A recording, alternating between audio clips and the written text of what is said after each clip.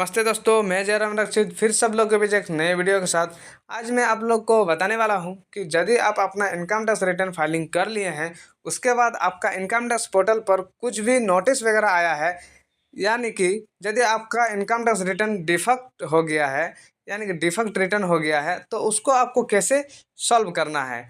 उसके बाद मैं इसी वीडियो में बताने वाला हूं कि ये डिफेक्ट रिटर्न आपको क्यों मिलता है, किस कारण से आता है, क्या गलती होने के कारण आता है। सारा चीज़ मैं आपको स्टेप बाय स्टेप बताने वाला हूं और साथ ही मैं ये भी बताने वाला हूं कि ये जो गलती हुआ है, जो डिफेक्टेड रिटर्न आया है, इसको आपको सॉल्व कैसे करना है, कैसे इसको नोटिस का रिस्पांस आपको देना है। सारा चीज़ मैं आपको इसी वीडियो के माध्यम से स्टेप बाय स्टेप बताने वाला हूं, तो वीडियो में लास्ट तक बने रहिए। तो चलिए मैं वीडियो को शुरू करता हूं। वीडियो शुरू करने से पहले यदि वीडियो को अच्छा लगे तो वीडियो को एक लाइक जरूर से कर दीजिएगा। चैनल में नए हैं तो चैनल को सब्सक्राइब करके बेल आइकन पर ऑल प्रेस कर दीजिएगा, ताकि इसी तरह इन्फॉर्मेशन वीडियो सबसे पहले आप तक पहुंचे। चलिए मैं वीडियो को शुरू करता हूं। सबसे पहले तो आपको ये जानना जरूरी है कि ये डिफेक्टिव रिटर्न आता क्यों है। डिफेक्टेड रिटर्न आने का कारण बहुत सारा है, तो मैं कुछ कारण आपको बता देता हूँ। यदि आप कोई भी इनकम अपना इनकम टैक्स रिटर्न में शो नहीं किए हैं, तो उसके कारण ये डिफेक्टिव रिटर्न आ सकता है। उसके बाद यदि आप अपना TIS और फॉर्म 26 AS से मिलान करके अपना रिटर्न फाइलिंग नहीं किए हैं, तो भी ये डिफेक्टेड रिटर्न आ सकता है। और यदि आपका इनकम टैक्स रिटर्न में कुछ उस तरह इनकम घुसा है जो आपका ITR जो आप भरे हैं, जैसे कि आप ITR 1 भरे हैं और वह इनकम आपका ITR 1 में शो करने का जगह नहीं है, तो आपका ये रिटर्न भी डिफेक्टेड में आ सकता है। यानी कि आपको ITR 2 या ITR 3 में भरना चाहिए था, जो आप ITR 1 में भर दिए हैं। तो इसमें भी इसी तरह केस में भी आपका ITR को डिफेक्टेड कर दिया जाता है। तो और भी बहुत सारा कारण होता है आपका रिटर्न डिफेक्ट होने का। तो जो मेन कारण है, तो मेन कारण यही सब है। तो मैं आपको बता दिया हूँ कि बेसिकली यही सब कारण के लिए आपका जो भी रिटर्न है वो डिफेक्टिव होता है। तो ये जो आपका डिफेक्टिव रिटर्न है, इसको आपको सॉल्व भी कैसे करना है, तो मैं आपको इसी वीडियो में बताने वाला हूँ। तो सबसे पहले तो आपको अपना ITR जो पोर्टल है उसको लॉगिन कर लेना है। उसके बाद आपका जो भी नोटिस वगैरह आया है, तो नोटिस को आपको कहाँ से चेक करना है, तो यहाँ पर सिंपल आपको पेंडिंग एक्शन पर जाना है। उसके बाद आपको ई प्रोसीडिंग पर जाना है। यहाँ पर आपका जो भी नोटिस आएगा यहाँ पर आपका शो हो जाएगा। उसके बाद आपको सिंपली यहाँ पर नोटिस देखने को मिल जाएगा। उसके बाद आपको यहाँ पर सिंपली व्यू नोटिस पर क्लिक कर देना होगा, तो आपका जो भी नोटिस है यहाँ पर ओपन हो जाएगा। यहाँ पर आप उसका सबमिट भी कर सकते हैं रिस्पांस।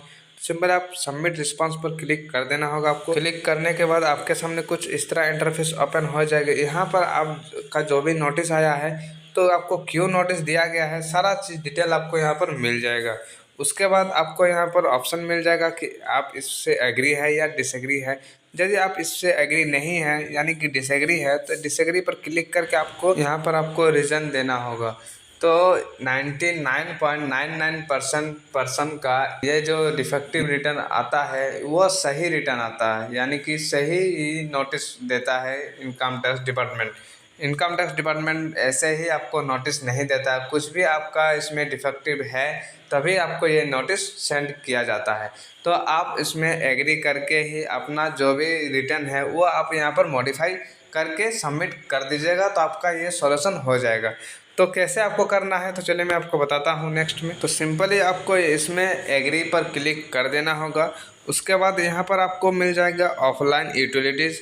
ऑफलाइन यूटिलिटीज़ पर क्लिक करते ही आपके सामने एक ऑप्शन आ जाएगा। यहाँ पर आपको पूछा जाएगा कौन सा आप ITR में मॉडिफाई किए हैं। उसके बाद यहाँ पर आपको अटैच करने बोलेगा जेसन फाइल। तो ये जेसन फाइल आपको कहाँ से मिलेगा, तो मैं आपको बताऊंगा। मैं शुरू में ही बता दिया हूँ कि मैं आपको स्टेप बाय स्टेप बताने वाला हूँ। तो जेसन फाइल आपको कहाँ से मिलेगा, तो चलिए मैं आपको दिखाता हूँ कि जेसन फाइल आपको कहाँ से मिलेगा। तो सबसे पहले आपको फिर आ जाना होगा इनकम टैक्स का होम वेबसाइट पर। उसके बाद यहाँ पर आपको डाउनलोड का एक ऑप्शन मिल जाएगा। यहाँ पर आपको एक यूटिलिटीज़ मिल जाएगा, जो आपको एक एक्सेल यूटिलिटीज़ मिलेगा और एक आपको जावा यूटिलिटीज़ मिलेगा। तो दोनों में से कोई भी यूटिलिटीज़ आप यहाँ पर डाउनलोड करके उसमें आप सारा फॉर्म को फिलअप करके आप उसको जेसन फाइल क्रिएट कर सकते हैं। तो मैं इसमें जावा यूटिलिटीज़ को डाउनलोड करूँगा, तो मैं इस यूटिलिटीज़ के ऊपर क्लिक कर दिया हूँ। मेरा यूटिलिटीज़ डाउनलोड होना स्टार्ट हो गया है। तो मेरा यहाँ पर जावा यूटिलिटीज़ डाउनलोड हो गया है। सिंपली इस पर राइट क्लिक करेंगे और एक्सट्रैक्ट टू कर देंगे, तो इसमें आपका जो भी फोल्डर है वो फोल्डर इसमें ओपन हो जाएगा। तो आप देख पा रहे हैं कि मेरा जो फोल्डर है ये फोल्डर यहाँ पर ओपन हो गया है। सिंपली आपको यहाँ पर फोल्डर को ओपन कर लेना होगा और यहाँ पर आपको एक जावा यूटिलिटीज़ का सेटअप फाइल मिल जाएगा। उस सेटअप फाइल को आपको यहाँ पर रन करा देना है। तो मैं चलिए रन करा देता हूँ। तो ओपन करने के बाद आपके सामने कुछ इस तरह इंटरफेस ओपन हो जाएगा। सिंपली यहाँ पर आपको कंटिन्यू के ऊपर क्लिक कर देना होगा। इस जावा यूटिलिटीज़ में एक आपका खासियत है कि आपको फील होगा कि मैं ऑनलाइन ही फिलअप कर रहा हूँ। ये पूरी ऑनलाइन की तरह ही काम करता है। तो ये यूटिलिटीज़ बहुत ही अच्छा होता है। उसके बाद कंटिन्यू के बाद आपको इस तरह ऑप्शन मिल जाएगा। यहाँ पर आपको रिटर्न पर आ जाना होगा। रिटर्न पर आके आपको यहाँ पर फाइल रिटर्न पर क्लिक कर देना होगा। जैसे ही आप फाइल रिटर्न पर क्लिक करते हैं, यहाँ पर 3 ऑप्शन आपको आ जाएगा। एक आएगा डाउनलोड फ्री फाइल डाटा, एक आएगा आपको इंपोर्ट फ्री फाइल डाटा और एक आएगा आपका import draft ITR file in online mode. यानी कि यदि आप पहले से ऑनलाइन मोड में कोई आईटीआर फाइल को ड्राफ्ट करके रखे हैं तो वो भी आप यहाँ पर इंपोर्ट करा सकते हैं। तो मैं यहाँ पर इंपोर्ट प्रीफिल डाटा को अपलोड करूँगा। तो आपको प्रीफिल डाटा डाउनलोड कहाँ से करना है? तो सबसे पहले आपको आ जाना होगा ई फाइलिंग पर। ई फाइलिंग पर आके यहाँ पर आपको मिल जाएगा डाउनलोड प्रीफिल डाटा। तो उस तरह आपको डाउनलोड प्रीफिल डाटा पर क्लिक कर देना होगा। यहाँ पर आपको पूछा जाएगा असेसमेंट ईयर को, कौन सा असेसमेंट ईयर का प्रीफिल डाटा चाहिए। तो यहाँ पर आप सिंपली चूज़ कर लीजिएगा। उसके बाद सिंपली आपको डाउनलोड पर क्लिक कर देना होगा। तो आपको जो प्रीफिल डाटा है वो आपका डाउनलोड हो जाएगा। तो आपके पास जैसे ही प्रीफिल डाटा डाउनलोड हो जाता है तो फिर से आपको आ जाना होगा जावा यूटिलिटीज़ पर। तो चलिए मैं आपको जावा यूटिलिटीज़ में दिखा देता हूँ कैसे इंपोर्ट करना है। सिंपल आपको इंपोर्ट प्रीफिल डाटा पर क्लिक कर देना होगा और नीचे आके यहाँ पर आपको सिंपली कंटिन्यू के ऊपर क्लिक कर देना होगा। जैसे ही आप कंटिन्यू के ऊपर क्लिक करते हैं, यहाँ पर सिंपली आपका पैन नंबर मांगा जाएगा। तो जिसका भी आप फाइल कीजिएगा उसका पैन नंबर यहाँ पर आपको डालना पड़ेगा। तो चलिए मैं फटाफट पैन नंबर को फिलअप कर देता हूँ। तो मैं यहाँ पर पैन नंबर फिलअप कर दिया। यहाँ पर असेसमेंट ईयर चूज़ कर लीजिएगा। उसके बाद कंटिन्यू के ऊपर क्लिक कर देना होगा। यहाँ पर आपका इंपोर्ट प्रीफिल डाटा मांगा जा रहा है अटैच फाइलिंग करने के लिए। तो अटैच फाइल पर आप क्लिक कीजिएगा। यहाँ पर आपका जेसन फाइल जो आप डाउनलोड किए हैं वह जेसन फाइल यहाँ पर आप इंपोर्ट कर दीजिएगा। तो चलिए मैं फटाफट इंपोर्ट कर देता हूँ। तो मैं यहाँ पर इंपोर्ट कर दिया हूँ। जैसे ही आपका जेसन फाइल इंपोर्ट हो जाएगा, यहाँ पर आपको सिंपली प्रोसीड पर क्लिक कर देना होगा। उसके बाद यहाँ पर आपको मिल जाएगा फाइल रिटर्न पर। तो फाइल रिटर्न के ऊपर क्लिक कर देना होगा। उसके बाद यहाँ पर आपको मिल जाएगा कि आपका जो पैन है वो कौन बेस पर है, इंडिविजुअल है, तो ये ऑटोमेटिक ले लेगा। उसके बाद आप कौन सा फॉर्म में आप रिवाइज करना चाहते हैं, तो जो फॉर्म में आप रिवाइज करना चाहते हैं वह फॉर्म आप यहाँ पर अच्छा से देख लीजिएगा क्या क्या इनकम मेरा आया हुआ है। तो जो मैं फॉर्म सेलेक्ट करने जा रहा हूँ वह इनकम लेने का यहाँ पर ऑप्शन आएगा या नहीं आएगा, तो अच्छा से यहाँ पर चेकआउट कर लीजिएगा। तो सबसे पहले आपको 26 AS और TIS और AIS को आपको डाउनलोड करके अच्छा से चेकआउट कर लेना है। उसके बाद ही आप यहाँ पर फॉर्म को सेलेक्ट करना, नहीं तो फिर से आपका डिफेक्टिव रिटर्न हो जाएगा। तो ये रिटर्न डिफेक्टिव होने का कारण जो आपका 26 AS में जो इनकम आया है वो ITR 1 में लेने का ऑप्शन है ही नहीं, जिसके कारण यह डिफेक्टिव हो गया। तो मैं इसको ITR 2 में रिवाइज करूँगा। तो मैं ITR 2 को सेलेक्ट कर लिया हूँ और प्रोसीड विद ITR पर क्लिक कर दिया हूँ।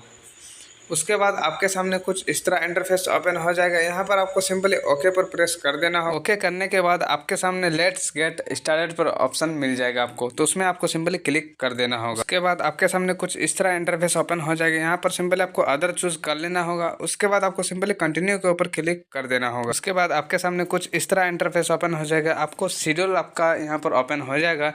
तो इस शेड्यूल में आपका जो भी आपका इनकम है, जैसे मेरा सैलरी इनकम है और भी यदि आपका बहुत सारा इनकम है जैसे कैपिटल गेन का कोई इनकम है, तो वो आप यहाँ पर सेलेक्ट करके अपना कर सकते हैं। उसके बाद आप सेलेक्ट करके कंटिन्यू पर क्लिक करने के बाद सिंपली आपको एक नोटिस मिलेगा। इसमें भी आपको सिंपली कंटिन्यू पर क्लिक कर देना होगा। उसके बाद आपको यहाँ पर शेड्यूल क्वेश्चन में भी कंटिन्यू के ऊपर क्लिक कर देना होगा। उसके बाद आपके सामने कुछ इस तरह इंटरफेस ओपन हो जाएगा। यहाँ पर आपको पूछा जा रहा है कि आप न्यू टैक्स रिजिम में करना चाहते हैं या ओल्ड टैक्स रिजिम में करना चाहते हैं। तो मैं न्यू टैक्स रिजिम में करना चाहता हूँ, तो मैं नो ही रखूँगा। उसके बाद आपको सिंपली कंटिन्यू के ऊपर क्लिक कर देना होगा। उसके बाद आपके सामने कुछ क्वेश्चन वगैरह आएगा। सिंपली आपको कुछ नहीं करना है, कंटिन्यू के ऊपर क्लिक कर देना होगा। उसके बाद आपके सामने कुछ इस तरह इंटरफेस ओपन हो जाएगा डायरेक्शन वाला का। तो ये यहाँ भी आपको कुछ नहीं करना है, सिंपली आपको कंटिन्यू के ऊपर क्लिक कर देना होगा। उसके बाद आपके सामने आपका ITR का फॉर्म यहाँ पर ओपन हो जाएगा।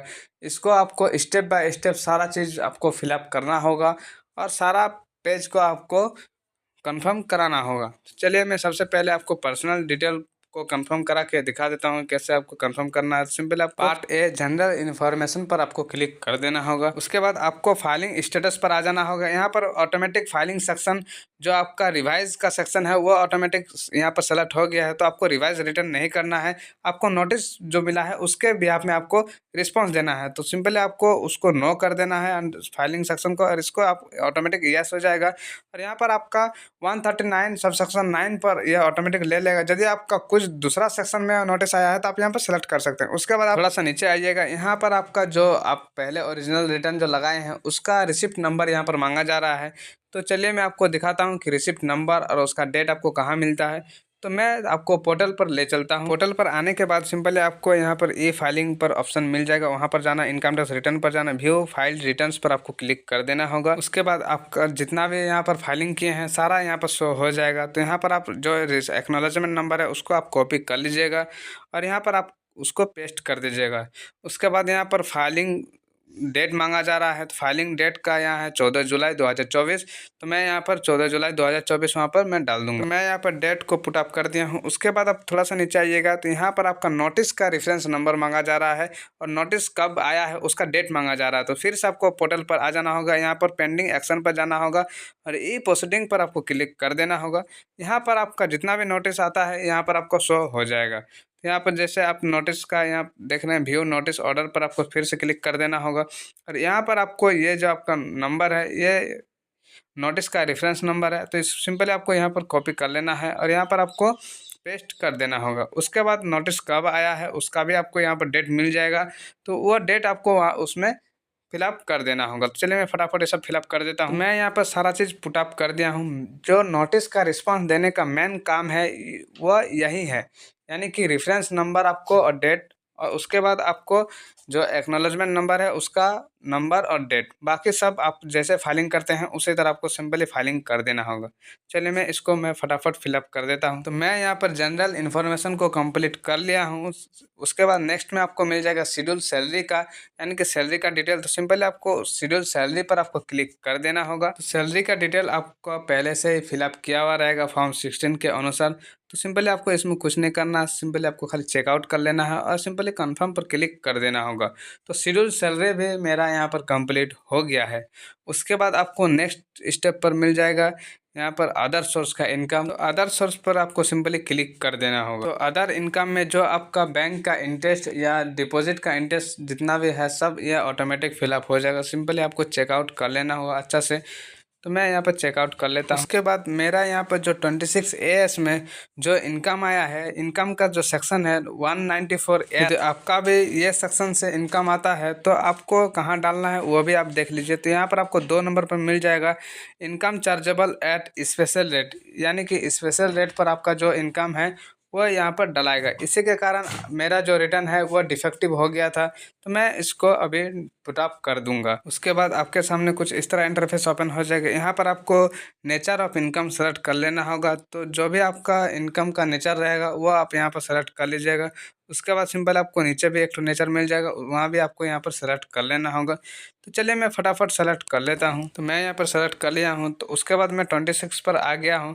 तो यहाँ पर मेरा जो भी इनकम है 26 AS में जो भी इनकम आया है वह मैं यहाँ पर पुटअप कर दूंगा। तो चलिए मैं फटाफट पुटअप कर देता हूँ। तो मैं यहाँ पर पुटअप कर दिया हूँ। उसके बाद सिंपली आपको यहाँ पर ऐड पर क्लिक कर देना होगा। तो ये जो आपका इनकम है ये भी इनकम आपका ऐड हो जाएगा।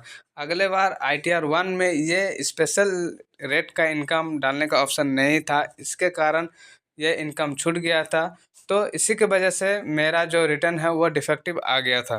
तो मैं इस बार इसको फिलअप कर दिया हूँ। उसके बाद सिंपल आपको नीचे आ जाना होगा। नीचे आके आपको सिंपली कंफर्म पर क्लिक कर देना होगा। तो अदर सोर्स का इनकम भी आपका सबमिट हो जाएगा, यानी कि कंफर्म हो जाएगा। तो मेरा यहाँ पर अदर सोर्स का इनकम भी कंफर्म हो गया है। उसके बाद बाकी जितना भी शेड्यूल है वो आप सिंपली कंफर्म करा देना होगा।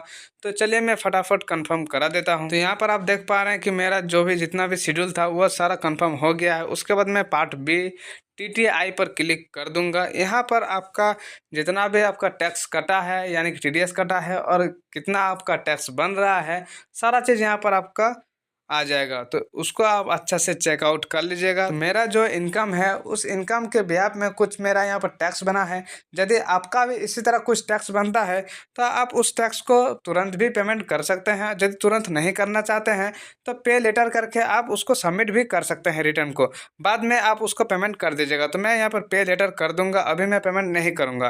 तो पे लेटर करके आपको प्रीव्यू रिटर्न पर आ जाना होगा। प्रीव्यू रिटर्न पर आपको सिंपली क्लिक कर देना होगा। उसके बाद आपको यहाँ पर एक चेक बॉक्स मिल जाएगा। चेक बॉक्स पर क्लिक करने के बाद थोड़ा सा नीचे आइएगा, यहाँ पर आपको एक प्लेस का ऑप्शन मिल जाएगा। तो आप जहाँ से हैं, जहाँ पार्टी का प्लेस है वो प्लेस आपको यहाँ पर फिलअप कर देना होगा। उसके बाद सिंपल आपको नीचे आ जाना होगा, प्रोसीड टू प्रीव्यू पर आपको क्लिक कर देना होगा। उसके बाद आपका जो रिटर्न है वो आपका यहाँ पर प्रीव्यू होके आपका शो हो जाएगा। तो आप अपना रिटर्न अच्छा से चेकआउट कर लीजिएगा। उसके बाद आप प्रोसीड टू वेरिफिकेशन पर क्लिक कर दीजिएगा। तो आपका जो रिटर्न है वो आपका यहाँ पर वेरिफिकेशन यदि सारा चीज़ सही है तो सक्सेसफुल वेरिफिकेशन हो जाएगा।